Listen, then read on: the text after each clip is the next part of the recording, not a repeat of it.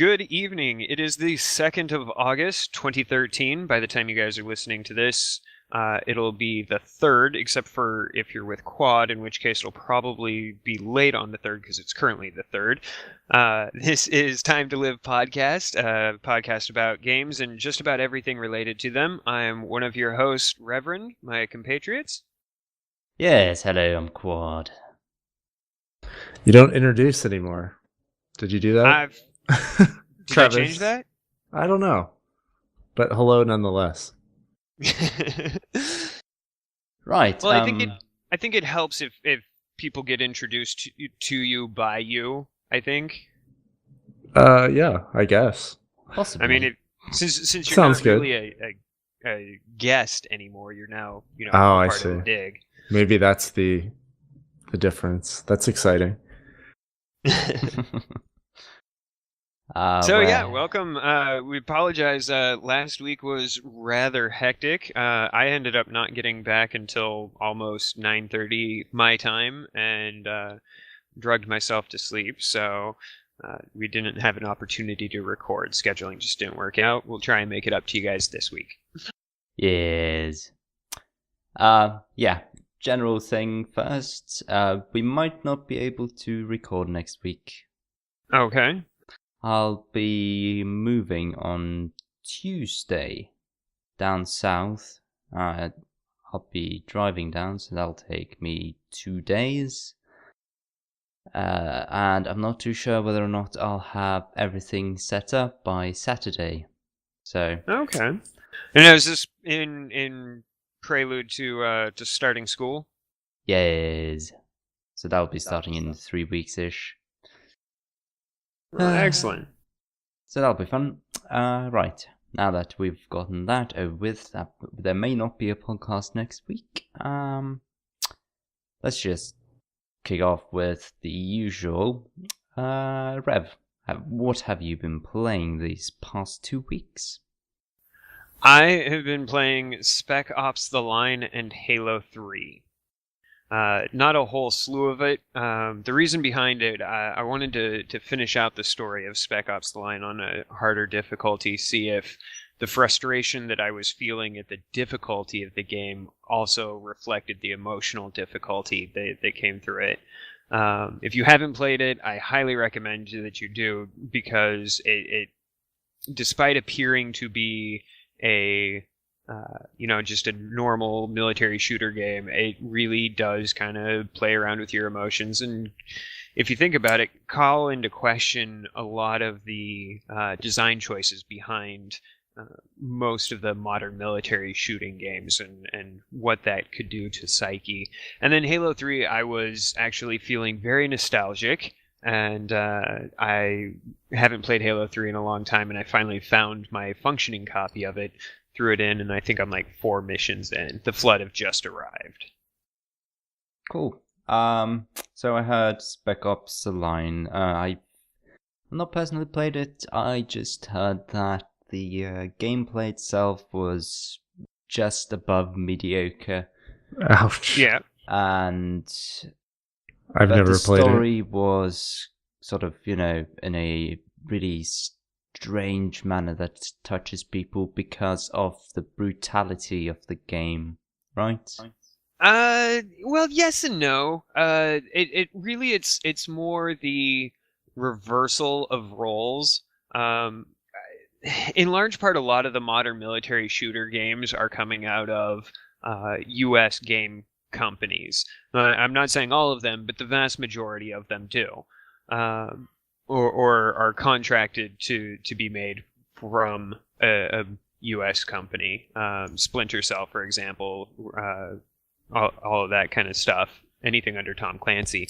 But it really turns it kind of upside down in the sense that you're a U.S. soldier going off into the desert. And by the way, the graphics on this, the backgrounds, the entire level layout is absolutely phenomenal.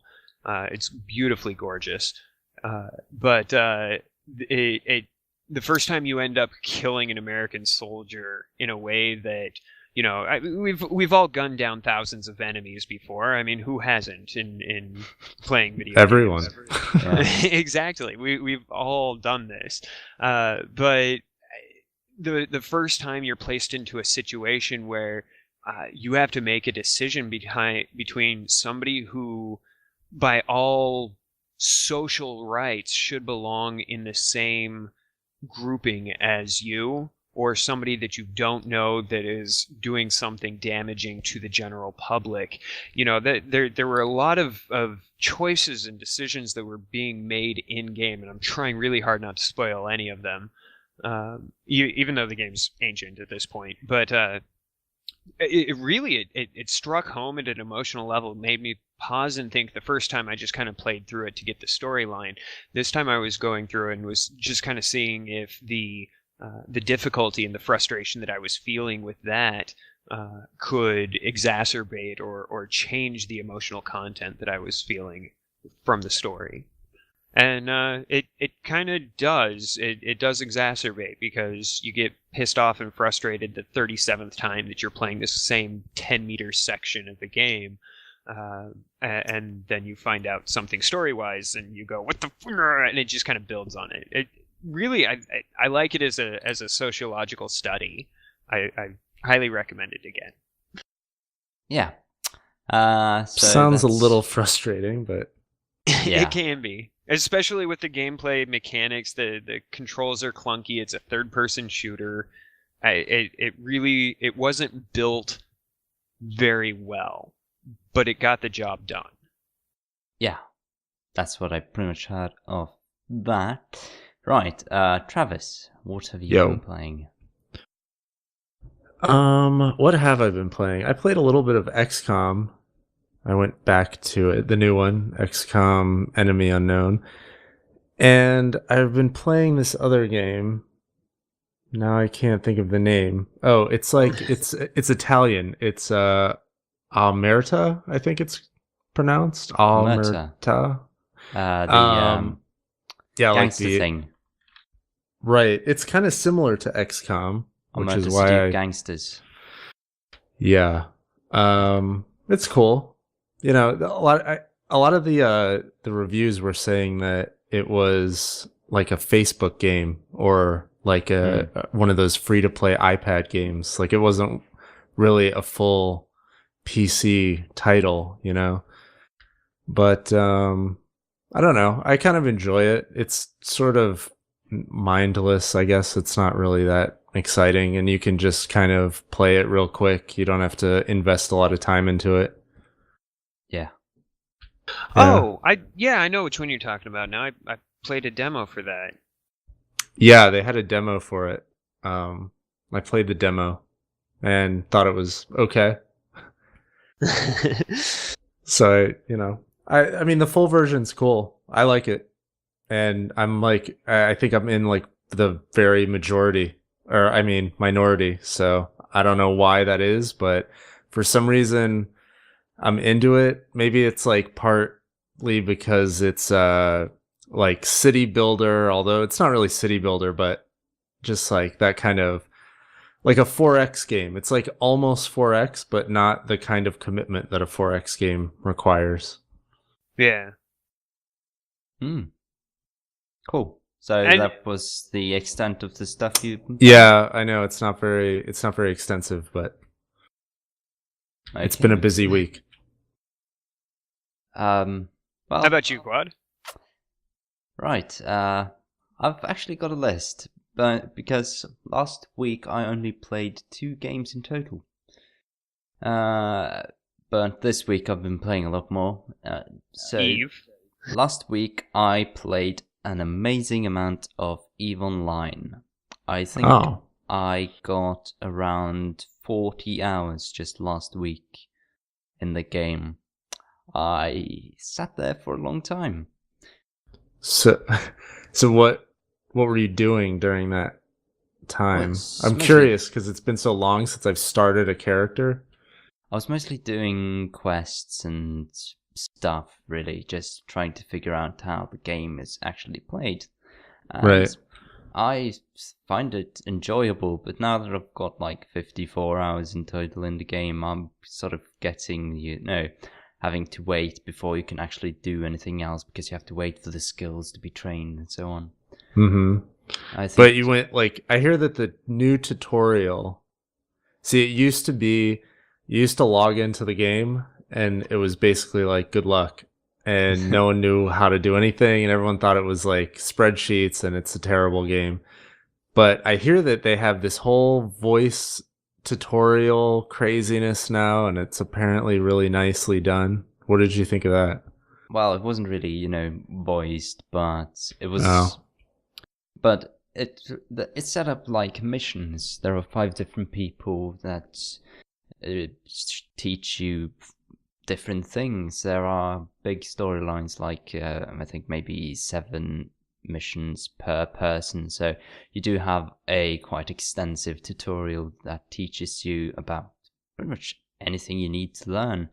But, well, if there wasn't a tutorial, I would still be struggling, just figuring out how to do stuff. That's usually how when I learned to play games like Dwarf Fortress, that took me just a long time just to figure out how to do the most basic things. But when you actually learn how to do the basic things, you start just picking up the other more complex things.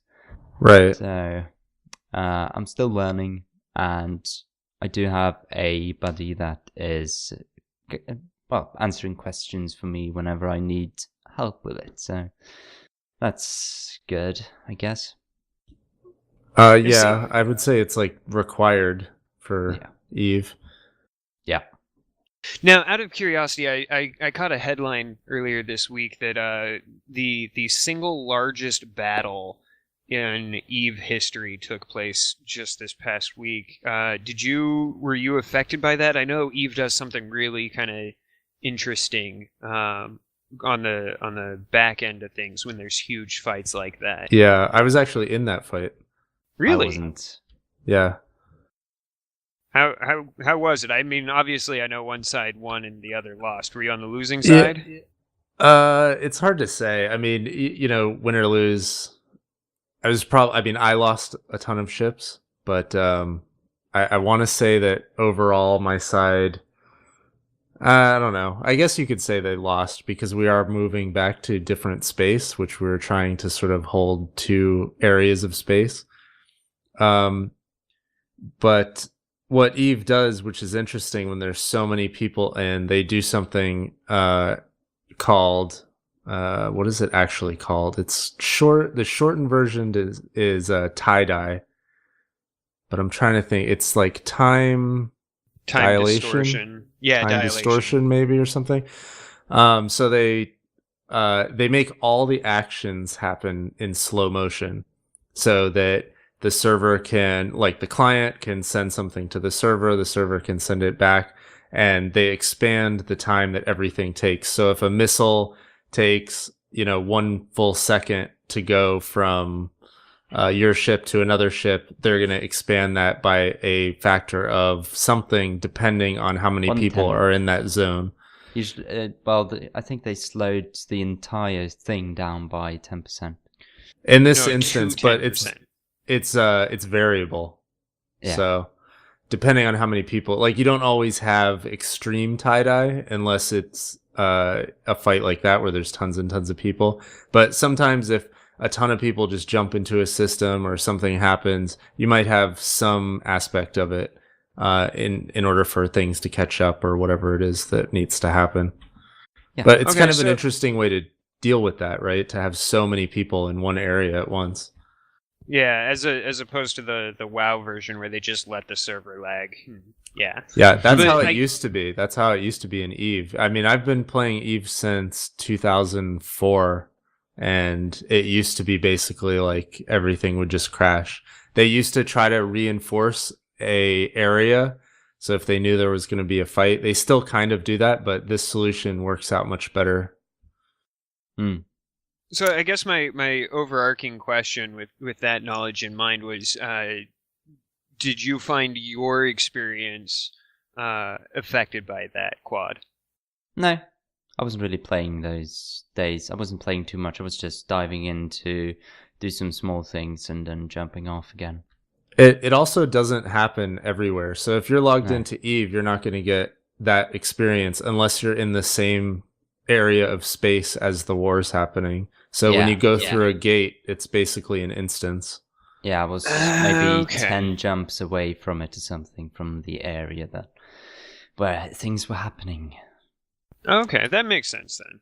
Yeah, Eve has a bunch of, like, they try to make it seem like it's not instanced, but it is instanced, but the instances are these huge, like, massive, round, sort of free areas that you The can solar fly systems. in. Yeah, they're solar systems. Yeah. And there are always 6,000 of them, so there's a lot to explore. Right. Now, previous week. We're still on previous week for me. Oh, okay. Next game. The new Civilization 5 DLC. That's fun. Okay. They added a lot of the features that the DLC in Civ 4 added, which is kind of interesting. I'm not going to go too deeply into it because there's a lot of stuff there again, and I've not yet experienced everything. I'm still trying to figure out how everything works. Spoilers, Gandhi's a dick. Yeah, he is. As always. There was I saw a picture of, there's like a Photoshop of Gandhi and some kind of like mech arsenal thing with like a chain gun and all kinds of stuff. Yes. It's like the Gandhi of Civ The 5. death robot, the giant death robot. He's also very fond of nuclear weapons. What an asshole. Yeah. Right. Picked up a new game. Cannon Brawl. Interesting concept. It's like an iOS game, pretty much. Very interesting. I had 2 hours of fun with it. Now I'm probably not going to play it again. Well, until it's finished, because it's sort of it's on early access on Steam or something, but I've had some fun in it. Cool. You could just check it out. Search a video. I think Northern Line has a Cannon Brawl video up. I've dabbled into Crusader Kings 2 because of a new DLC. I haven't been playing it too much lately because, well, I've been having some problems with the game that I recently solved. I played some Endless Space earlier. There's a new DLC for that as well, so I'll be playing more of that. I only got like an hour played earlier with a friend.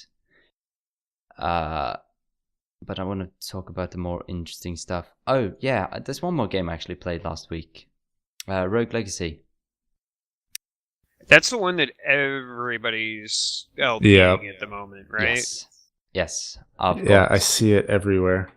I've got 19 hours in it. I finished it, and it was quite fun to play, especially if you have a controller, because keyboard is kind of, weird playing it with it.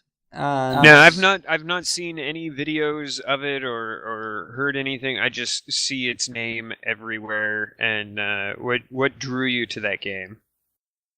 Well, I was watching a video, of course, of someone LPing it, and that was Northern Line again. And that's pretty much the reason why I picked it up, because, well, I found the concept interesting. A 2D well, not really hack and slash, but hack. And yeah, it was fun. It's got an interesting concept where when you die, you've got an air, blah blah blah. I think we spoke. Oh yeah, this we last talked time. about that before. Yeah, I completely forgot. That was the week earlier. So feel free to decline without prejudice. But did you pay for the game, or was it shipped to you? Because I saw everyone got a copy of that game. No, I paid for it. Oh, well, that's nice. Yeah, I like paying for games. Yeah, especially indie games. But Yeah. ironically, the ones you should pay for, those are the people that give the most games out, and the ones that people like us never pay for. Yeah. Speak for yourself. Well, I mean, yeah, Let's Players, people that we know, I guess. Yeah. And another game that I picked up just like 6 hours ago. Well, I didn't really pick it up because it's sort of open source. The Urquhart Masters. It's originally called Star Control 2. It's currently in public domain, so fans have picked it up and reworked the game. Oh. Yep. Interesting. So you can pretty much just download it. They are calling it the Urquhart Masters. So you can find it because online. there was some copyright nonsense. Yeah.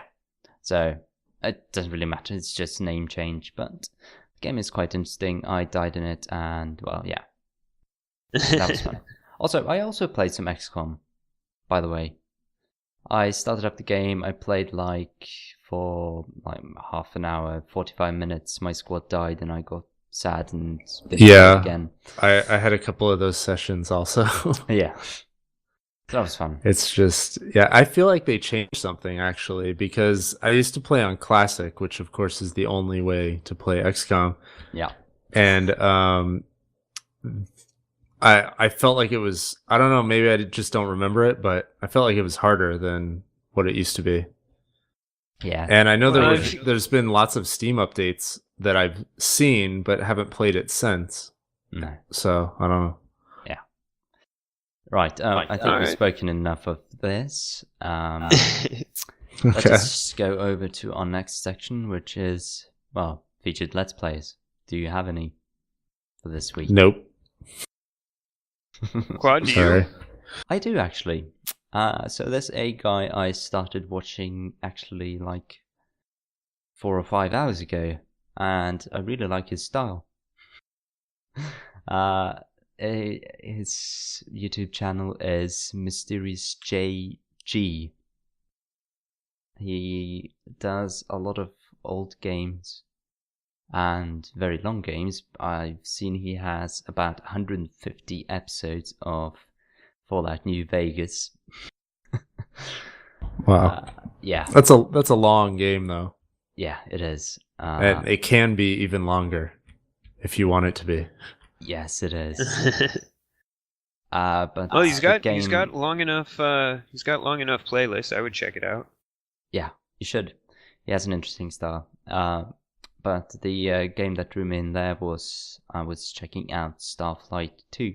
So on GOG, I knew I wouldn't be able to play it because, well, I can't be bothered learning games that are really hard and where there's permadeath. So. And I have to start over and over and over. So I just watch an LP of it because I know they're usually good enough. So yeah, fair enough. Mysterious JG. If you're Check him interested out. in old games that are sci-fi related or fantasy related, go check him out. Yeah, looking across his playlist,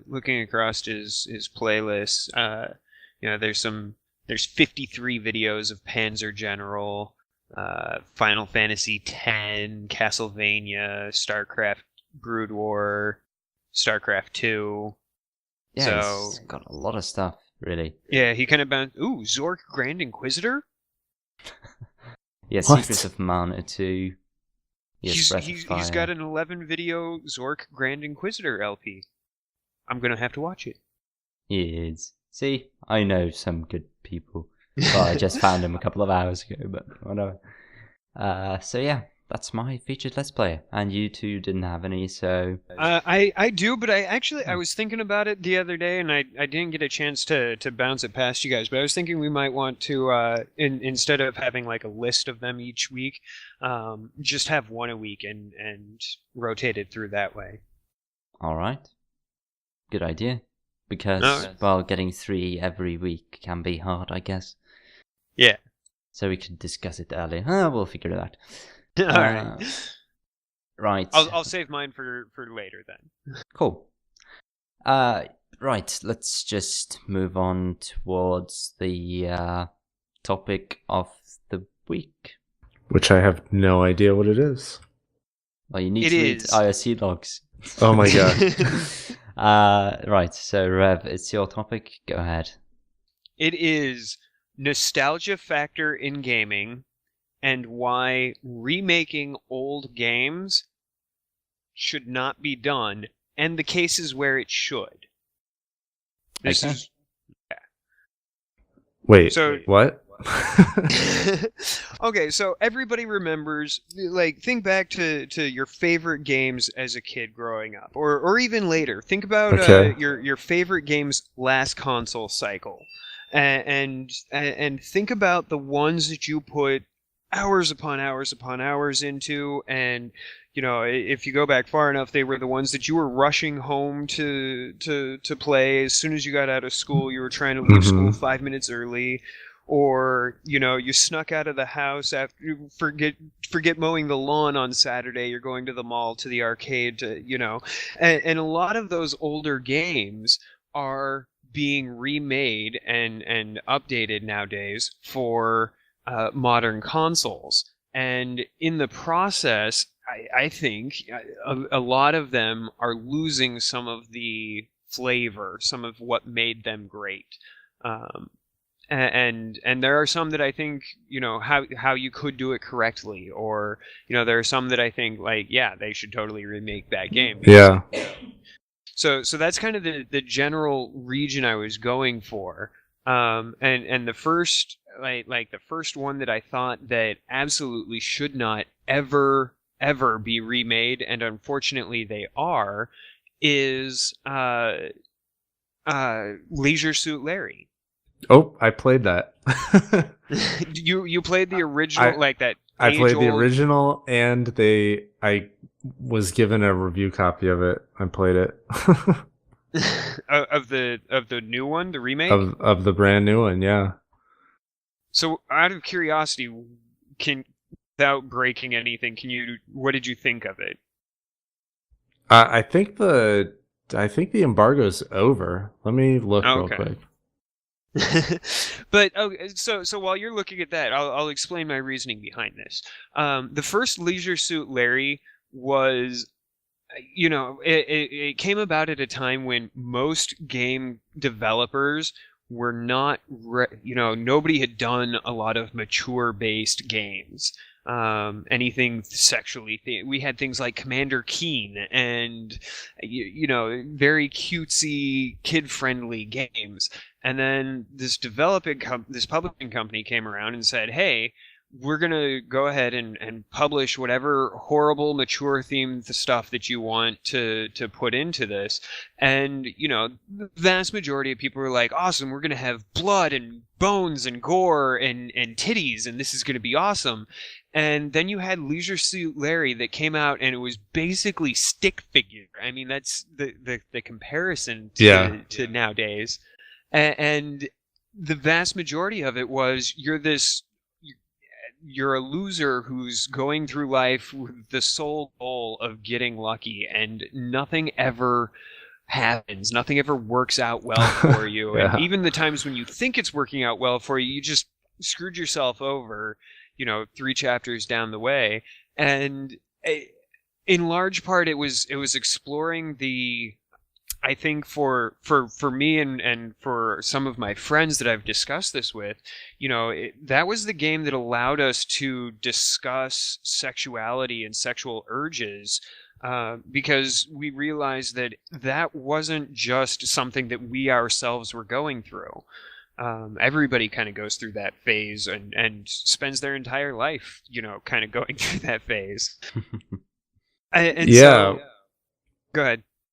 Oh, I was just going to say, first of all, the embargo was lifted on the 27th, so this is my review. Okay. Yeah, I agree.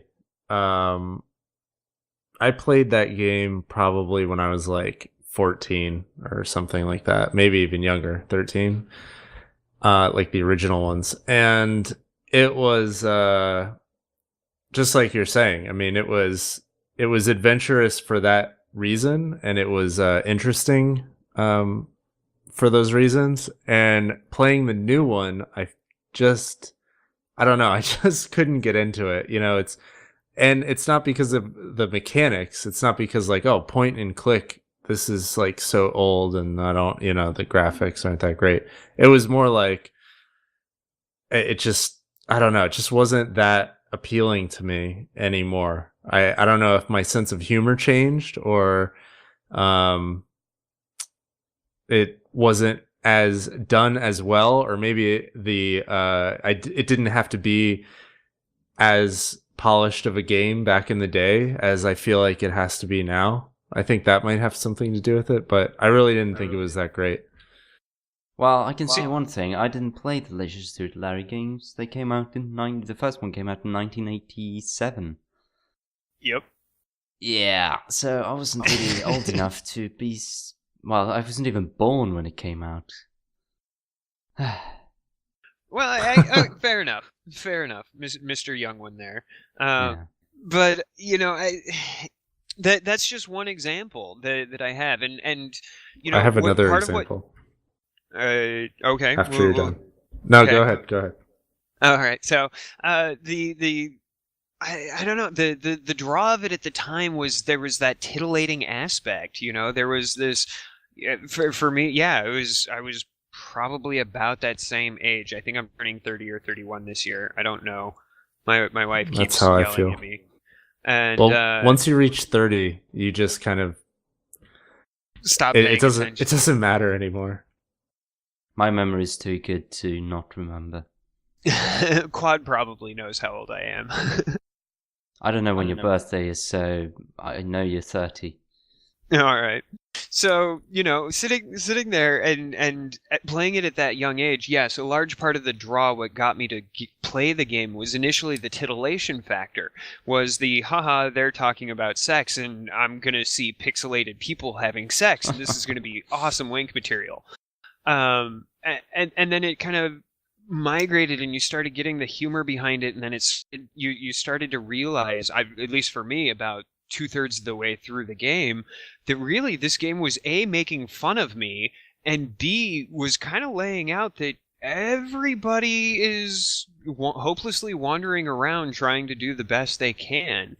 And that feeling of I'm not alone, and there's somebody else out there that has the exact same, maybe not the exact same perspective on it, but they've experienced the same kind of situations and the same hormonal issues, and the wondering if I'm alone in the universe feeling like this.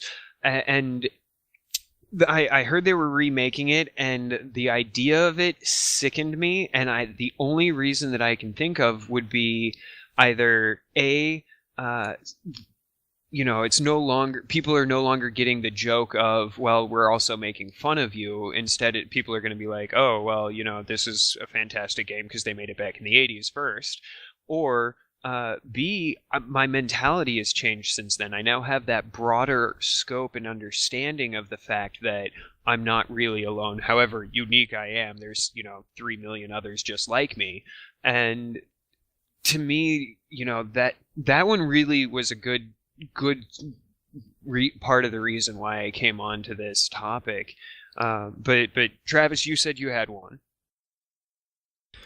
Well, I don't know if it's like as visceral of a reaction as you have for that, but I used to play the hell out of Shadowrun on the Super Nintendo, and it was like I loved like the whole universe of it and the whole storyline, and it was like not a very good RPG. It wasn't a very good game or anything. It got bad reviews and everything, but I don't know, for some reason I loved that game, and I thought it was just like the coolest setting and all this stuff, like futuristic sci-fi. And a company called Harebrained Labs or Harebrained Studios. Harebrained Schemes. Harebrained Schemes, thank you. They acquired the rights to Shadowrun, the IP, and they started a Kickstarter and made another game. I don't know. Have I talked about Shadowrun on this podcast before? I don't think so.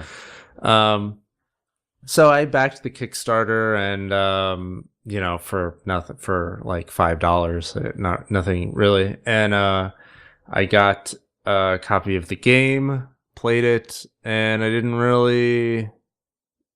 didn't have the same effect of, oh my god, this is awesome, as it did back in the day. And what's interesting is I then loaded up a Super Nintendo emulator and played the original game that I loved so much, and that game was freaking terrible. So, so I think it's just like the memory, like the nostalgia is what you're thinking of, and there's no coming back from that. They have to like acquire new fans with the popularity, but as far as like the old fans, I think the nostalgia just outweighs everything. Well, I have a game. Go for it. Duke Nukem. Oh, yes, classic. So we all know Duke Nukem 3D was an amazing game. Was an amazing game, right? Yes. But if we started playing it today, we just probably couldn't, because we've got this all this new technology that exists now and makes everything a lot better, usually. And well, we all know what a terrible game Duke Nukem Forever was.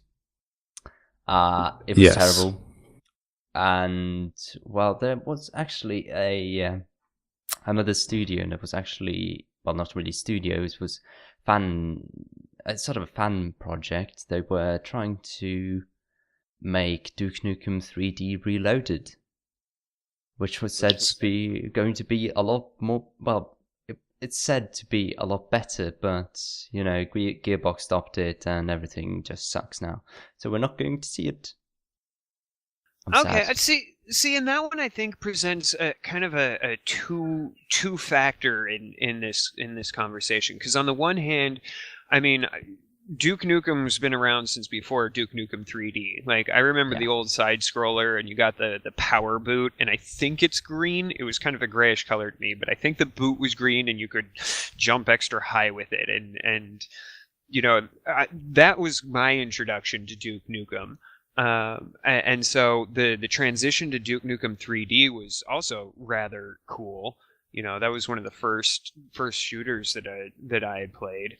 And then, you know, I think in large part that yes, the nostalgia factor did bring a lot of people for it.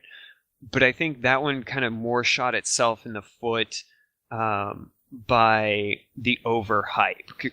Does that make sense? Yes, but it was a terrible game still. No, I agree. I think it was a game that would have been fantastic 10 years ago when they started making it. Yes, I agree. Or 14 years ago, whatever it was. Yeah, something like that. Yes.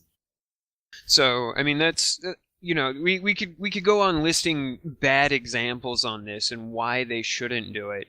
But what's your guys' take on remaking newer games or updating newer games to modern technology?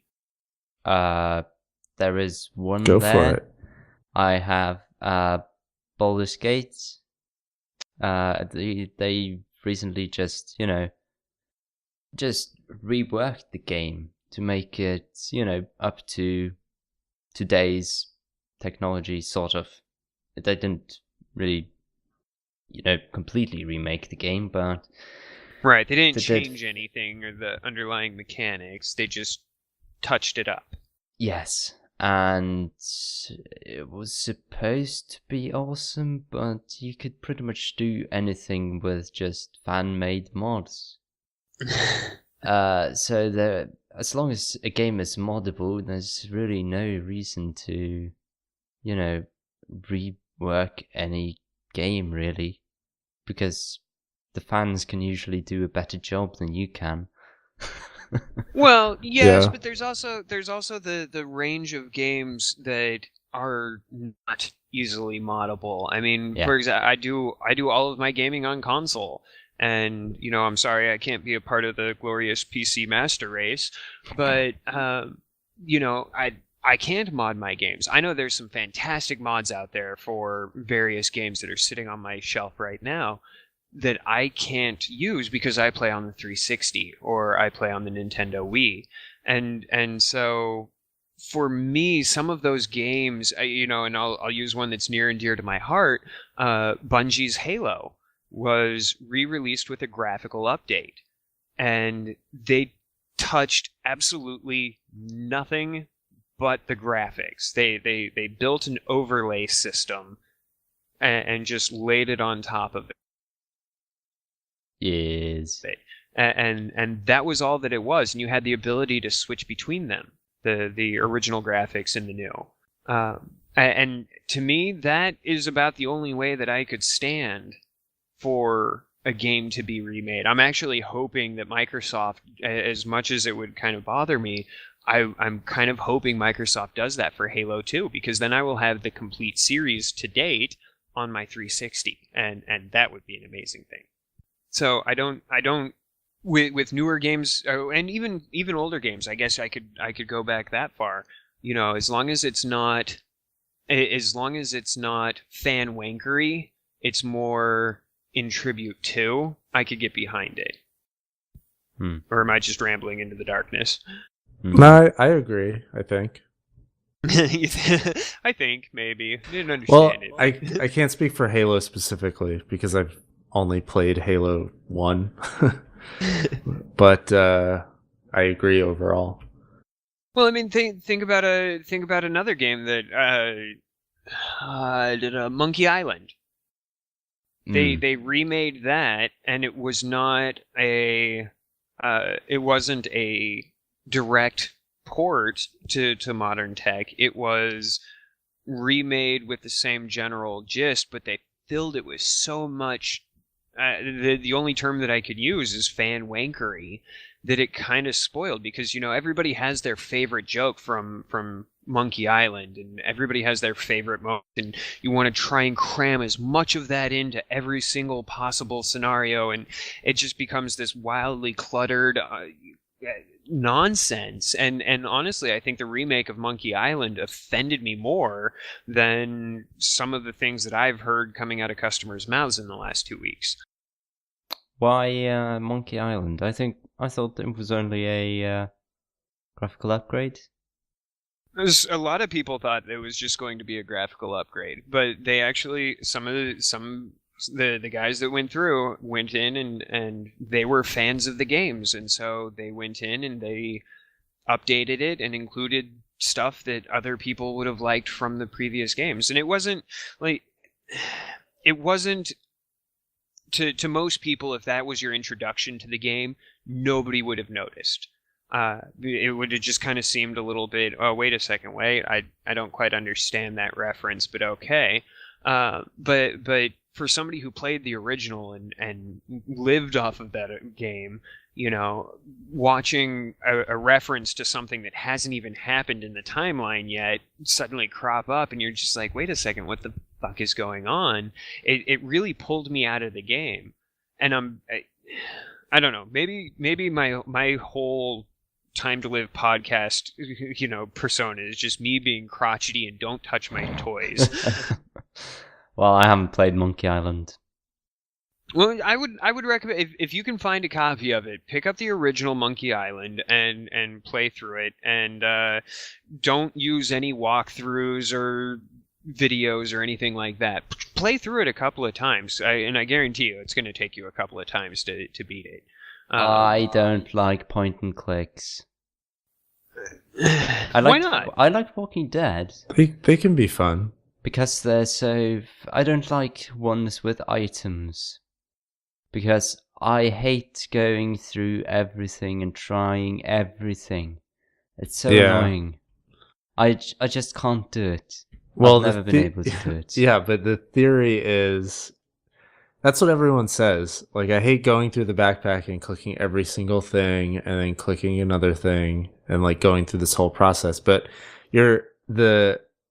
the theory, or the, like, I don't know, what they think the experience is going to be when you're making a game like that is, you think you're supposed to say, okay, this is a door, it's locked, I need to use my lockpick. Like, that's probably what it is, and you might try it. You know what I mean? Or if that doesn't work, you think, well, maybe I can shoot the door off. And then you get your gun and shoot it. But I've actually seen people play point and clicks where they don't even go through any kind of thought process. They just go through the freaking list and they're like, does this work? No. Does this work? No. Does this work? No. Okay, that one works. That's not how you're supposed to do it. Like, you're doing it wrong, right? I like that. Yes, yeah. Well, I can see your point, Quad, because some of them, the design wise, put it this way: if it's done poorly, that leads you to do that kind of, I have no idea what's going on, I'm just going to check all the stuff. But if it's done right and they set it up and like the story leads you in the right direction, then it can be fun because you kind of know what to do. You kind of like figure it out.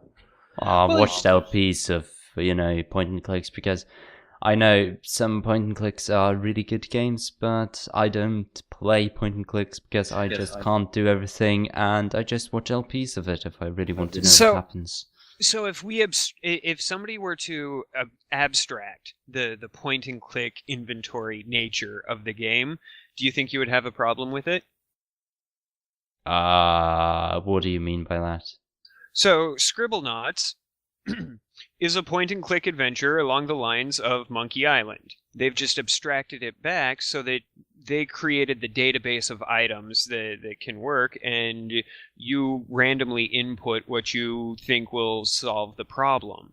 It's absolutely, dramatically no different whatsoever from a design standpoint from point and click adventure games like Monkey Island, for this example. But they've abstracted the perceived monotony of the point and click aspect. Now it's point and scribble something. I've played those types of games before, and I don't like them. Okay, so it's just the whole to concept each their own. Yeah, okay, so, that's one of the few types of games I don't like, and sports games because ugh.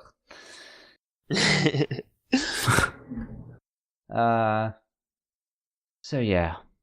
Anything else you want to say on the subject?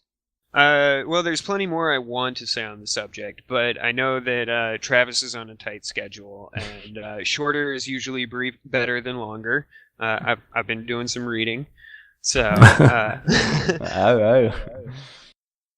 So yeah, got a major producer over here. Right. Let's just move on then. There is some, I guess, major news things. Well, not really all that major, but funny.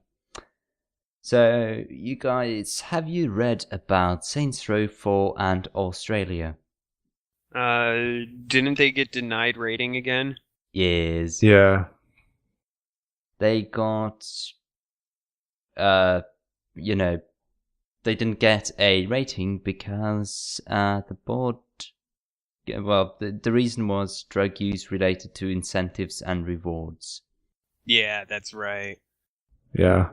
And as far as I've read from, everything that was, of course they've been approved now because they fixed it, but from what I read, there wasn't really all that, I haven't really seen any of that in the Saints Row games where, using drugs gets you anything better. I think Go ahead. Sorry, go ahead. No, you.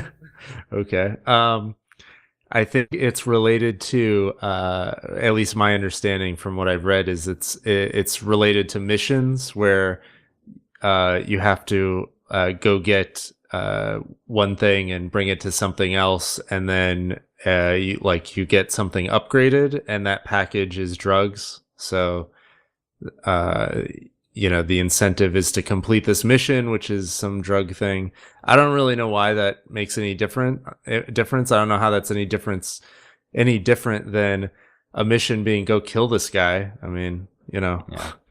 Well, because most people understand that you're not going to go out and just go kill somebody, but most people are too dumb to understand that you can't just go down to the corner market and buy a kilo of cocaine and wander around trying to hawk it to people. Yes, I guess so. So the real thing that was the reason why it was a particular mission, I think, because it featured the virtual use of alien narcotics by the player character, which could potentially improve certain superhero powers temporarily within the game. Yes, because 10-year-olds are going to be wandering around the streets of Australia looking for alien snort to give them superpowers. Well, No, hopefully to no improve their 10-year-old superpowers. is going to play Saints Row. Yes. That's the first mistake, is whoever's letting their 10-year-old play that game is an idiot. No, totally agree. Totally agree. But we know it's going to happen because a lot of people use video games and television in place of parenting. And so... But I don't feel like it's the responsibility of the ESRB to do that. Oh, I agree. We can't just ban everything because some people are shitty parents and, have no... whatever. No ability to be, decent human beings. No, I totally agree. Yeah, like no filter, no boundary. The Australia thing again. It's kind of like that issue, like I was saying, when the whole Xbox One region locking and can't, just because it doesn't affect me doesn't mean I'm not outraged by it. I hate the concept because here in America, the ratings board, the ESRB and the MPAA, they are technically completely optional. Like they are not mandated by law in any state. But that that's I'm aware good. of. That's what we want. People often forget that. People Exactly. hate the ESRB and they hate the is it the MPAA that sets the The ratings? movies, yeah. The movie ratings. But without that, the reason those committees or whatever you want to call them exist is because the industry wants their own set of guidelines rather than some law, so that they have some control. They can have board members. They can have real communications with that kind of governing body rather than a federal mandated, you cannot sell this game situation. Right. So it's really and in your best interest to support those organizations. Well, yes and no, because right now, we're discussing the effect of those organizations having gone to the governmental levels in Australia. That is an actual governmental body that determines that. It is not a group of, supposedly, not counting, the MPAA, but at least in the ESRB, there are actual people involved in the gaming industry that are involved in making those ratings and reviewing games for ratings. So it isn't a faceless organization like it is Australia. in Australia. But who cares about Australia? Me, I've got friends there. But yeah, what are you trying to save the whales or something? No, fuck the whales. You heard it here. Fuck the whales and Greenpeace too. No, but it affects. I can't play. I can't play a copy of Saints Row the Third or whichever one had the giant dildo sword. I can't play a copy of that. Okay, I don't know. I haven't played it. I have no interest in this series. This is not a very good game, honestly. I have very much interest in the series because it's mindless fun, and I love playing it with another person. But if I were to buy a copy of that for my 360, I can't then turn around and play over Xbox Live with my buddy in Australia, unfortunately, because part of the changes that they made it incompatible. That's my understanding, and if that's correct, I will totally eat my words and I'll go out and buy a copy so I can play with my friend who's been wanting me to do that for years. But isn't that a result of Australia not following the same separation as the States does, in terms of the ESRB is there to put something on the package that will inform consumers so that they can make their own decision. Instead, they're banning it, which is nonsense. Yeah, I agree. Right. But the reason we need to support the ESRB in the States is precisely because we don't want that. We want to have the freedom to make a decision as a consumer. Right. And unfortunately, they're losing steam. And yes, support them. I will grant. My own personal issues with it may not be the ESRB. I'm just saying something. You know what I mean? Right. Like people, the opposite I see on Reddit and stuff. You know, the people are like, it should just be games are art, and there should be no rating, and you could just figure it out, and you need to just buy the game and all this stuff, and the ESRB sucks. That's retarded. You have to have a level of protection for the uninitiated, like the parents and the people that are not involved, that their kid wants something. Without that, then what happens is they buy Saints Row 3 and then they freak out and then it gets banned. Because little Timmy's running around with a dildo sword. Right. Or even those involved parents. I mean, like, I have my 2 kids. I don't play certain games when they're awake, but there are some games that, like, I don't know enough about Skyrim. I don't have the time to play through an entire campaign of that right. to make sure it's appropriate for my kids. It came out today. Okay, hold on. I just need to play through it for a year or so, year and a half, and then we'll see. Exactly, which could be a good delaying tactic so that they're never quite up to speed. True. But, that's kind of ridiculous. And I wouldn't... my mother didn't know enough about video games to know better, but at the time when we first started playing video games, that wasn't really an issue. We had Duck Hunt. Right. So it was an issue with... I remember the same situations with CDs. They had started putting parental advisory on CDs, and there were the same arguments being made. This is, do we want parental advisory, and should this be the government doing this? Should this be independent body, etc.? I mean, it was the same situations. And that actually ended up, as I recall, becoming governmentally mandated. I'm actually not well versed enough on that to know. Okay. Yeah, I think I was like 16 when that really started coming to head. But no, and yes, I totally agree. Poor Australia, we're sorry. Your government sucks in that regard. And your island sucks in regard to deadly animals. That's true. And deadly kangaroos. Okay. Moving on. Moving on. It's already 8:00. Yes, it's 5 a.m. here. Well, whatever. I'm sorry. I'll stop ranting. Right. Lucasfilm is registering domains for Star Wars Attack Squadron. Electronic Arts recently registered attacksquadron.com. Moving on. Interesting. That's cool. We should ask my wife about that. She's sitting right over there. No. It'll take too long.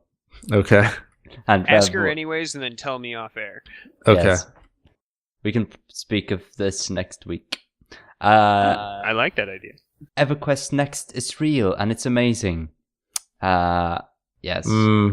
EverQuest Next. It will feature destructible environment, procedurally generated quests, and so on and so on. How many people are still playing EverQuest 2? I have no idea. Are there people playing that? Yeah, it's got to be hardly anything. I bet you people still play EverQuest 1. Well, is it still... Did they kill it finally?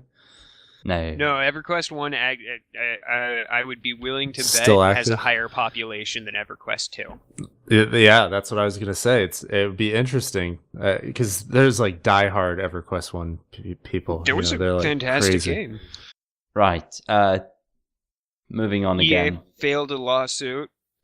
The Ninth District, U.S.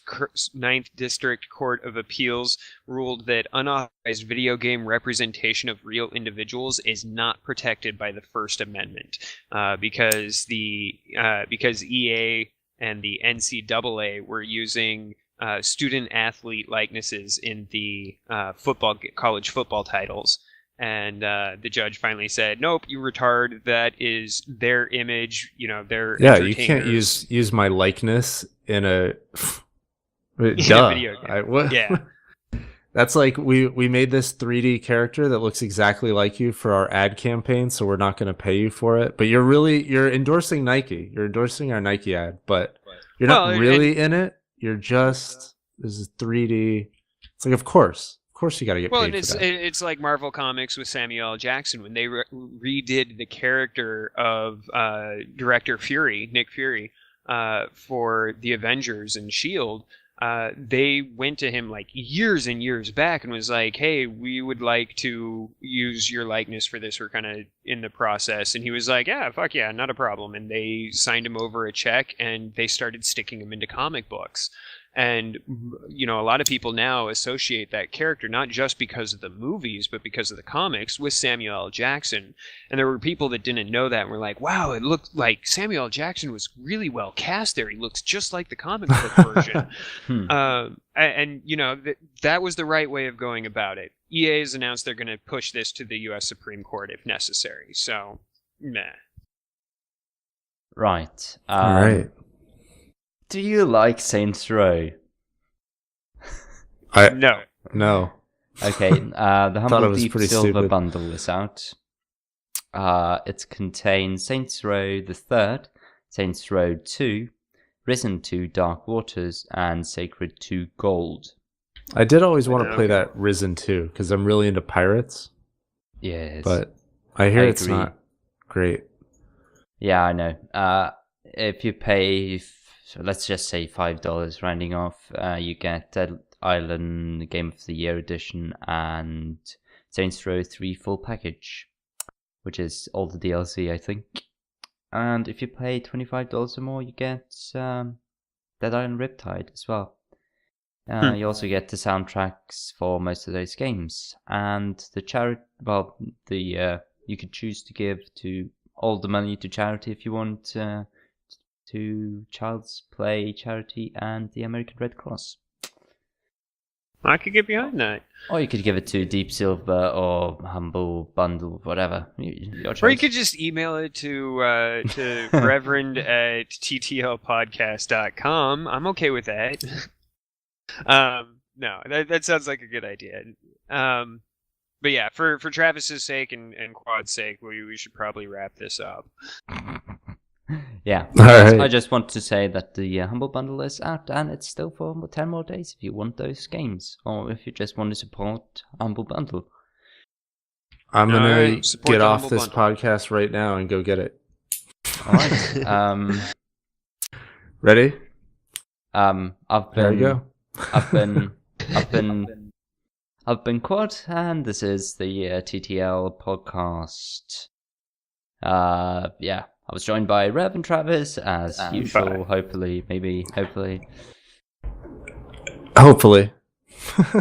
Okay. And on that note, guys, we'll sign out. We'll see you next time we record. Yes, I just need to say the thing that I always say. Thanks for watching. Bye bye.